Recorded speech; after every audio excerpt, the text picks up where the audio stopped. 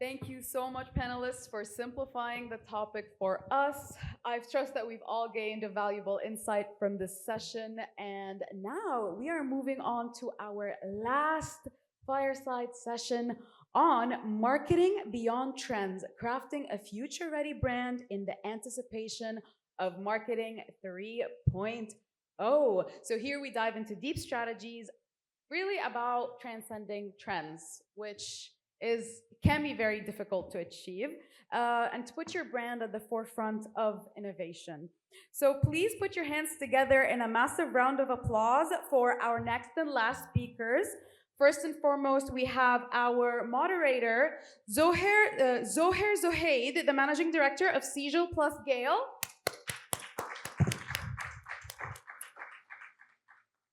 Along with Rishikesh T, the co-founder of Enabler One.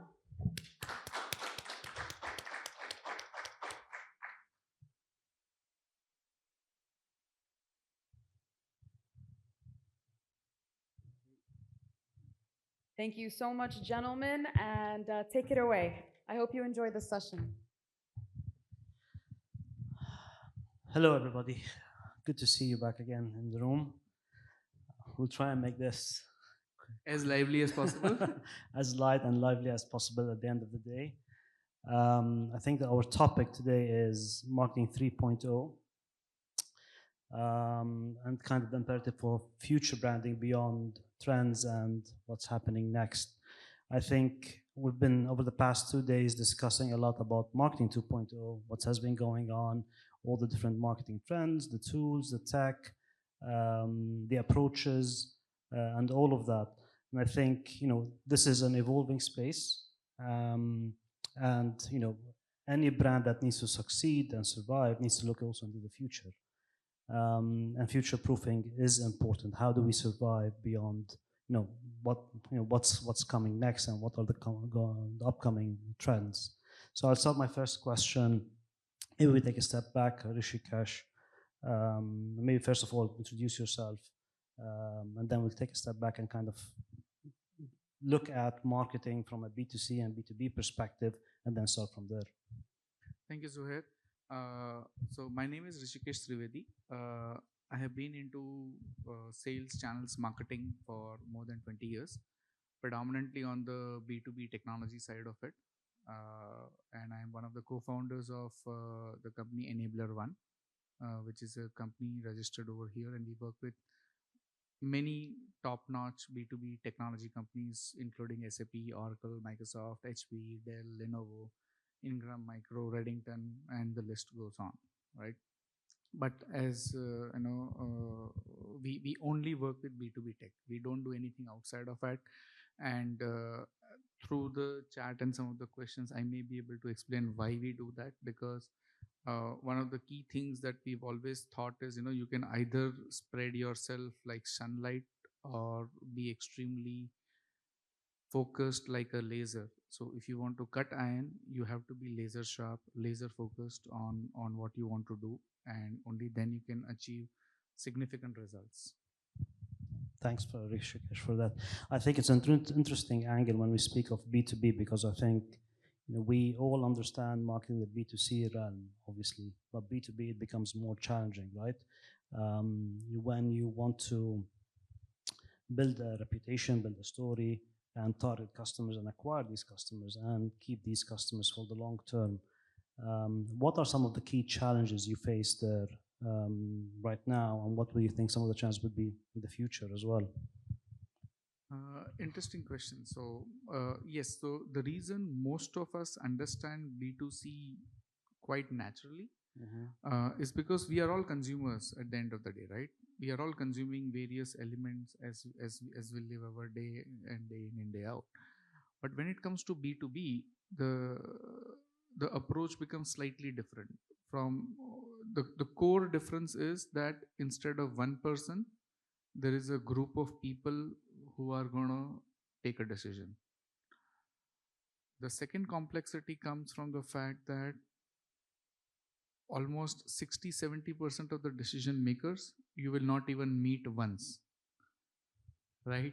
So you don't even know who's taking the decision. You don't know what are the thoughts with which they are taking a decision, right? So that increases the complexity a lot, right? You will always find in B2B there are certain influencers who are out there, right? Certain designated roles and people who act as gatekeepers. I'm not even talking about the receptionist, right? Even if, for example, if you want to do a B2B tech, which is, where I have more than 2 decades of experience, typically we would feel that the chief information officer, or if it is a security product, a CISO is the one who's taking a decision, right? But usually you can't reach that guy. So you have to reach through the IT manager. And at the end of it, you will be surprised that even they don't take the decision. They recommend to a set of people within the organization. The CFO then grills them in terms of the financial budget. Why can't you take something cheaper? Why is this the best? And CFO doesn't even come from an IT background, correct? So there are a lot of other complexities that are there, right? uh, a CFO might have had a friend who is a CIO in some other company, and they might have had a bad experience with some product. And they said, no, I've heard this product is not good, figure out something new. But they will not see that maybe that guy made the mistake, right? So what happens in B2B is, the the halo effect, which we typically talk about, right? Somebody had a bad experience, right? And somebody else pays for it, becomes very different in B2B. In the B2C, if you say, okay, no, I tried this product, I had rashes, for example, right? It's easier to know they did not test the product, right? But in a B2B scenario, two businesses are so different, even if it is this, if they're in the same business. So let's say Dell Computers makes computers, right? Apple makes computers, HP makes computers, Lenovo makes computers, but they all are very different organizations. Their processes are different. The kind of culture that is there is different. The kind of infrastructure and the technology they use, the supply chain that they use is very different. So when you have to sell your own solutions into those kind of organizations, to each of them you have to think differently, which is where the concept of account based marketing becomes very important in a B2B scenario, right? In the B2C scenario, it is very different, because you're most of the times you're directly talking to the consumer. You understand who the consumer is. Some complexity comes in terms of education, etc., right? Because your users of the product or service is a kid, but you are trying to market them to the parents. But that's the maximum level of complexity that comes through. Interesting, thank you. I mean, just thinking ahead in terms of, again, marketing 3.0, and what does that mean in reality? And there'll be marketing 4.0, and there'll be 5.0 possibly, and so on. And I think just a topic and a question to you to answer as well, Rishikesh. I think the change or the trend is, there is B2C, there is B2B, but eventually we think that it is merging as well. There's a overlap between B2C and B2B, at least from even with corporate brands or corporate companies. There's that overlap. When you communicate, you're communicating to the organization, but you're also communicating to the buyer. In your case, or in tech, let's say it is the CTO or the chief information officer, who is also at the end of the day a person, right? That makes rational decisions, but are also sometimes driven by emotional drivers. So at the end of the day, 3.0 or marketing overall is all about communicating with humans, right? It is human to human.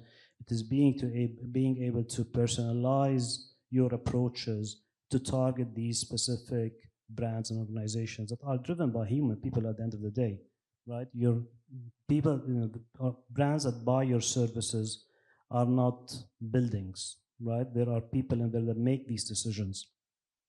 And we spend a lot of time at Siegel and Gale being a fact-based and evidence-based driven agency when developing branding programs and uncovering these facts or these insights. So we run research with target audiences, especially when working in the B2B space, and we look at who are these decision makers, identify them, usually in the corporate where they're high, senior executives. If it is a tech company, it is your CTO. If it is a financial services business, it is your CFO, right? Or the likes. So first of all, accessing or finding those target audiences and speaking to them, and using proprietary tools research tools to understand how they make their decisions. How are these decisions driven? There's a rational way around it, but eventually we try to unlock what is the emotional driver behind it. And that sets the insights in terms of, okay, how did I then position myself, right? And build the brand and the story around that insight. And I think that becomes foundational in terms of how you transcend the current trend, because the foundation will remain constant. What will change is the approach as things progress, whether you're using the latest tech platforms or you're using AI in your marketing.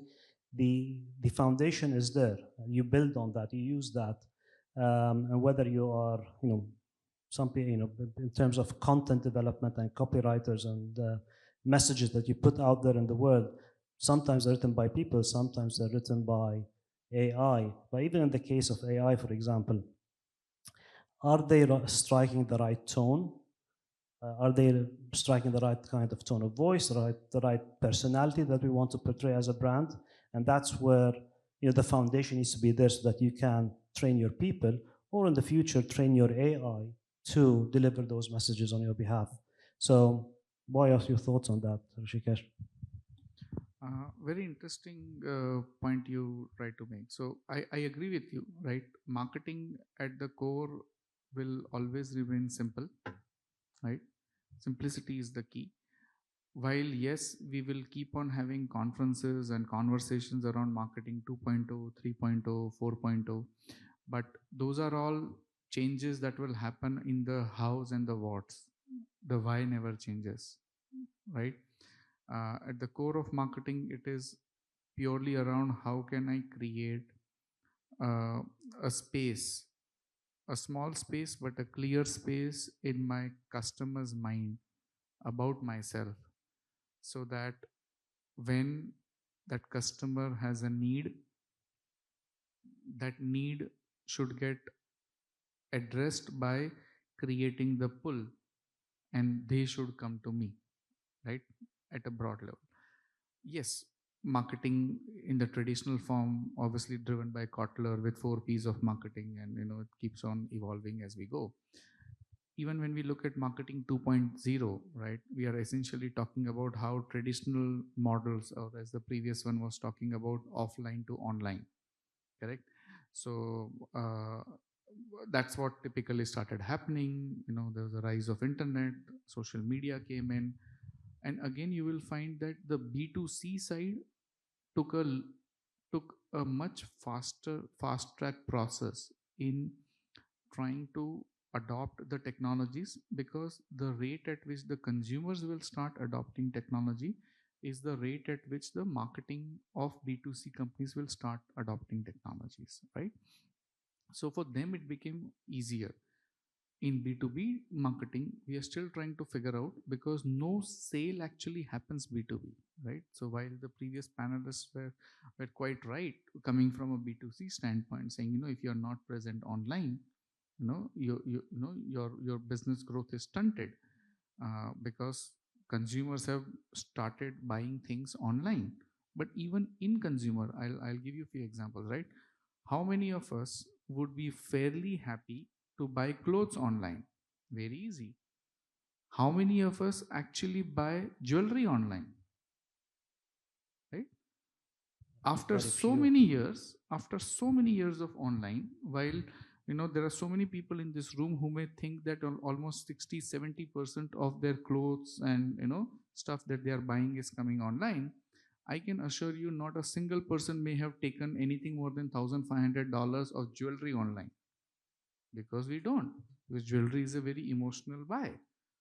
right? You talk to any lady, that lady will go to at least 5 shops, drag the husband around, right? It's not going to happen. So, while yes, online is there, but offline is equally important. That is what will, at the core of it, drive the marketing 3.0. So the marketing 2.0 is about adopting digital technologies, and then obviously adopting content writing. There's multiple facets of marketing, as we say.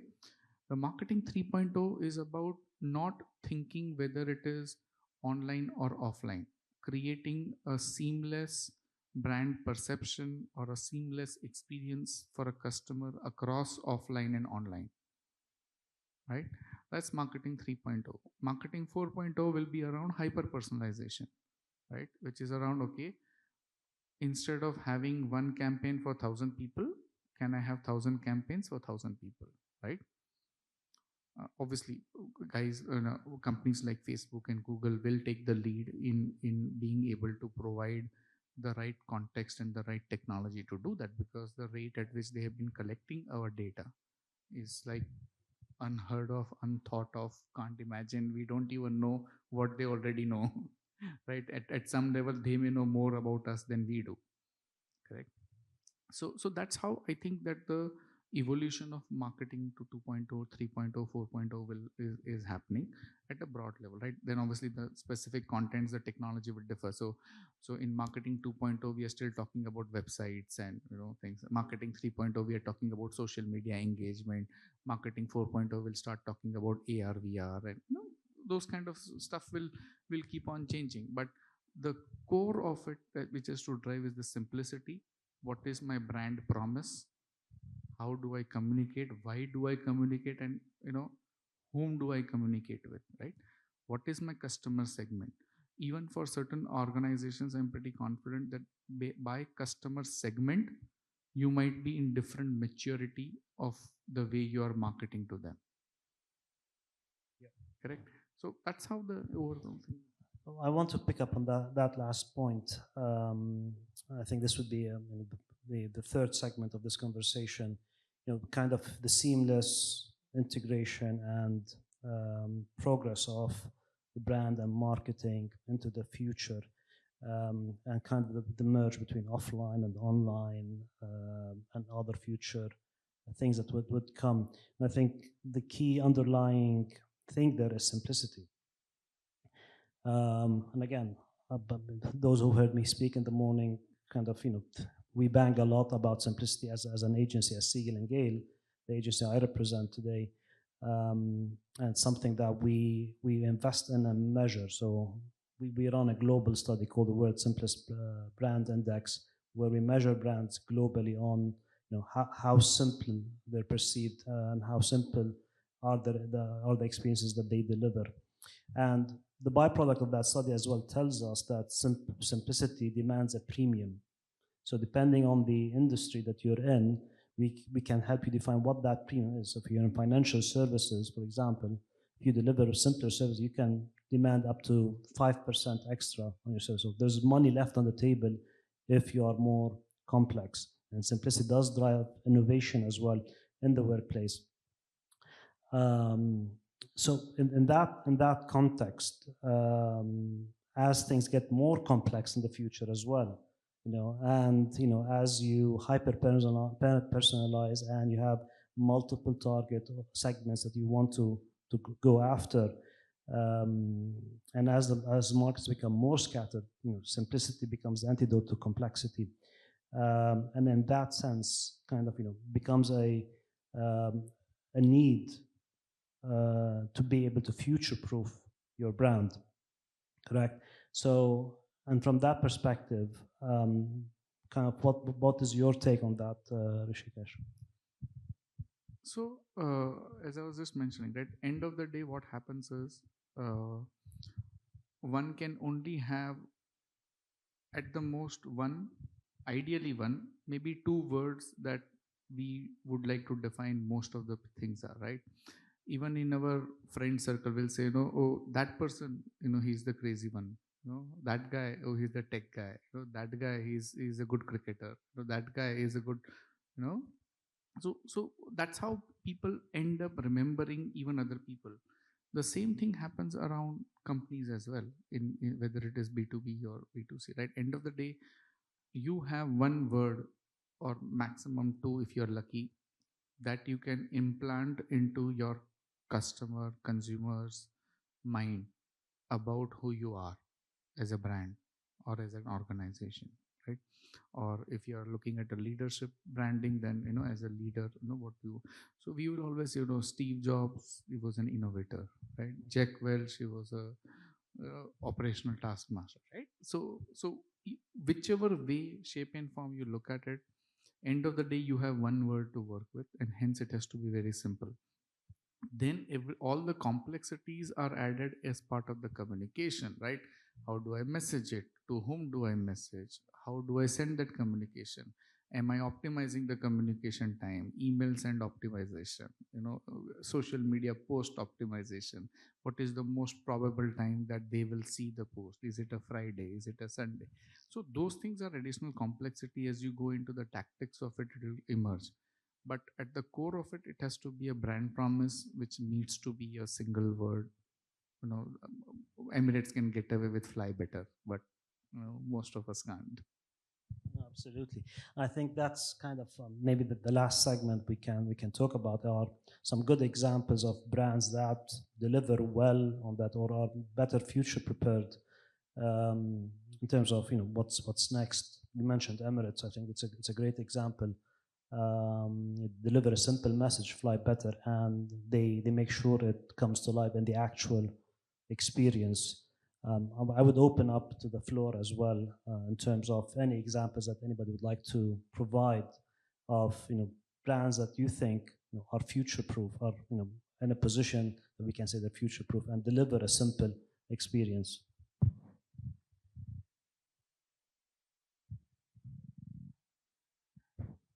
Amazon. Care to elaborate on that?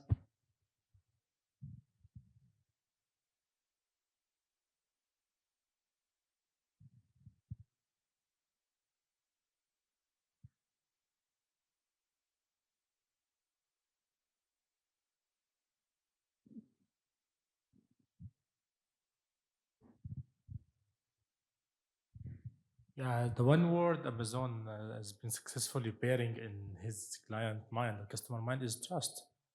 You can blindly shop from Amazon. If you don't like, you can return. No question asked. So Amazon acquired three things. I think the easy of order, of course, which is the UI UX design and customer service. Within 1 minute, one of the Amazon representative will reach out to you. They will not keep you wait 10 minutes and no, press one if you want this, press two if you want this, press three. No, directly a human being will contact you and trust. So that's why I'm very loyal to Amazon because of this three words. I think this is a case study. It's an amazing case study. We need to learn from them actually. No, thanks for that. I agree. I think Amazon is one of the brands that does that really well because they put their money where they kind of operationalize what they say that they will do, and that comes out through the experience. So it's a very good example. Any other examples from the crowd? So I would like to say Dubai as a brand, Please. right? His Highness obviously has tried to and does believe that all of us are his customers, right? And over the last 12-15 years, whenever I have been to the Western world, whether it is US, UK, Europe, any of those places, and you tell anybody, oh, I'm based in Dubai, 9 out of 10 times the next statement is, oh, I want to be there, or oh, I was there last year, right? And that's the power of brand, right?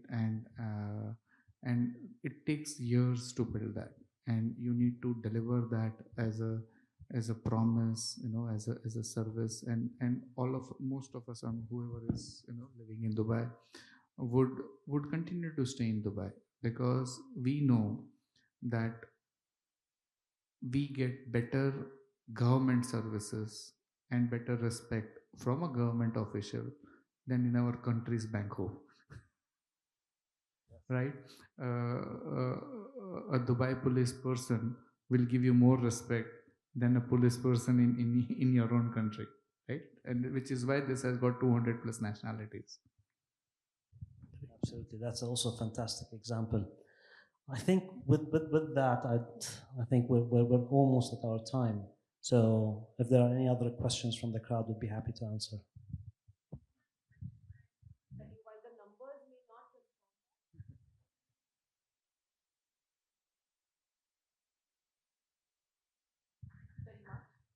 Thank you.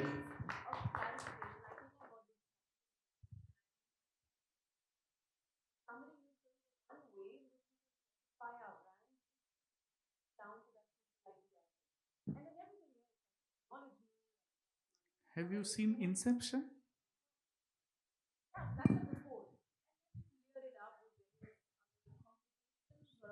Technology, so to speak. At one point, when you shared the example of Emirates, you said Emirates can get away by saying fly better. A lot of us can't. I didn't quite understand that. It has 2 words. Oh, that's why. So you're saying simplify it down to one One word, word. and you're not being metaphorical about it. You're No, saying one. absolutely not. So I'll give you an example, right? So most of us, get it wrong when we think about Pareto principle. Most of us have heard, right? 80-20 rule. All of us know 80-20 rule, right? So what does an 80-20 rule say? It says 20% of your effort will give you 80% of the outcome, right? But we stop at that. We don't go deep enough. So think about it. If 20% gives you 80%, then 4% will give you 64%. And then 0.8 or 1% will give you 50%. So what do you want to do? Do you want to do 20 things which will give you 80% result, or do you want to do the one thing which will give you 50% result? And when you bear it down to your operating efficiency to the simplest form, right? And that will give you a significant leverage over a longer term period. Is that why your organization is called Enabler One? That's one of the reasons. I mean, I'd just like to add to that, and thanks for the question. I think it's a great question. And I think I'd like to borrow here a phrase from one of my colleagues as well. And branding is all about compression. Fly better or any other value proposition from any other brand, it could be 2 words, could be 3 words, but these 2 words hold a lot of meaning. They're compressed with lots of meaning, and they are rich in nature. I think that is what simplicity is. Simplicity is not dumbing down, is not being simplistic or minimalistic.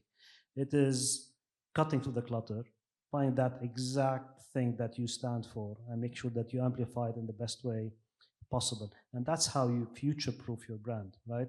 So it is packing it with as much as possible meaning to allow you to have the flexibility and the ability to grow, yet remain true to that core idea. Because eventually, with complexity, as brands grow beyond their current borders or current target audiences, they need to be flexible to adapt to that, right?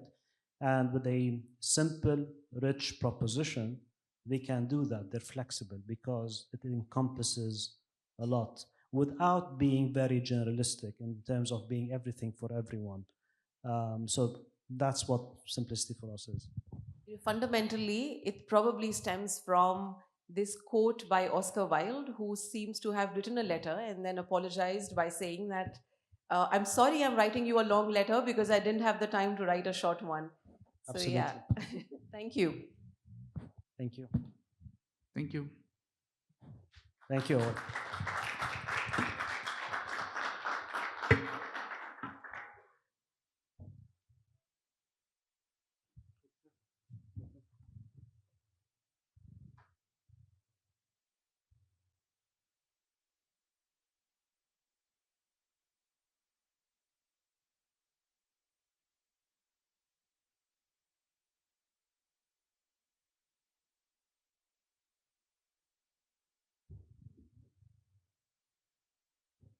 Can we give another very well-deserved round of applause to our panelists, everyone?